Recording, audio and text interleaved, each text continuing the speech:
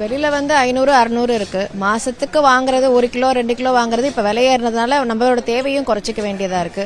அதுக்காக ஹெல்த்தை காம்ப்ரமைஸ் பண்ண முடியாது. ஸோ பூண்டுங்கிறது சமையலுக்குன்னு கிடையாது, ஹெல்த்துக்கே நிறைய பேர் வந்து சாப்பிட ஆரம்பிச்சிட்டாங்க. எஸ்பெஷலி எல்லாருக்கும் கேஸ்ட்ரிக் ப்ராப்ளம் ஜாஸ்தியா இருக்கு. எல்லாரும் பேசிக்கா எடுக்கிறது பூண்டு தான். அதனால பூண்டு வந்து வெங்காயம் தக்காளிக்கு ஈக்குவலா அத்தியாவசியமான பொருள் எதெல்லாம் பூண்டு யூஸ் பண்றாங்க?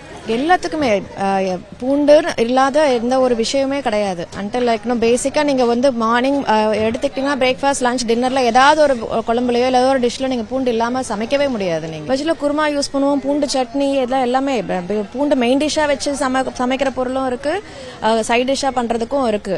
எல்லாத்துக்குமே பூண்டு சேர்ப்போம். நீங்க ஏதோ ஒரு பொட்டேட்டோங்கிறது உருளைக்கிழங்குங்கிறது சாதாரணமா சமைக்கிறாங்க, பூண்டு இல்லாம உருளைக்கிழங்கு செய்யவே முடியாது நீங்க.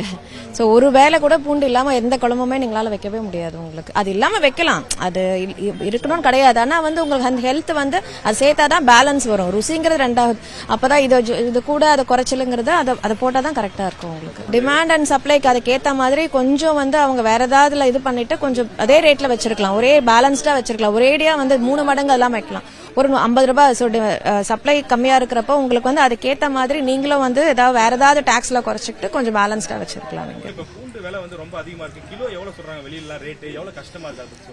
ஹோல்சேல் ரேட்ல வந்து 400 ரூபான்னு சொல்றாங்க பூண்டு விலை. வெளியே வந்து 500 ரூபா 600 ரூபா கூட இருக்கும். ஆனா வந்து எல்லாத்துக்கும் தேவையானது பூண்டு தான். பூண்டு தக்காளி வெங்காயம் 3மே அத்தியாவசியமானதால தான். எல்லா சமையலுக்கும் நான்வெஜ்ஜாக இருந்தாலும் சரி சைவமாக இருந்தாலும் சரி எல்லாத்துக்குமே பூண்டு அவசியமானது.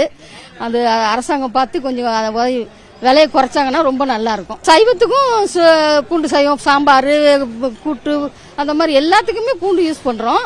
அதே மாதிரி இது அசைவம் எடுத்தாலும் குழம்பு, காய் குழம்பு, மீன் குழம்பு அந்த மாதிரி வைக்கிறவங்களுக்குலாம் அதெல்லாம் யூஸ் ஆகுது.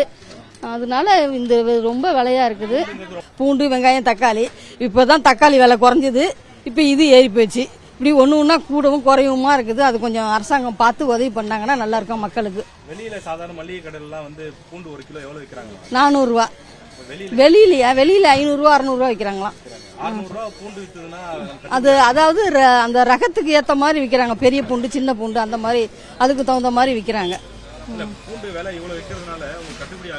கட்டுப்படி எல்லாம் ஆகாது. ரொம்ப என்ன காய்கறி விற்கிற மாதிரி இது வித்து வாங்கணும்னா என்ன செய்யுது? இது அதுக்கு காய்கறி நம்ம போடுறோம், அதுக்கு இது கொஞ்சம் கூட சேர்த்து ருசிக்கு சேர்க்கிறோம். அப்ப அது அதிகமான விலை தானே அது.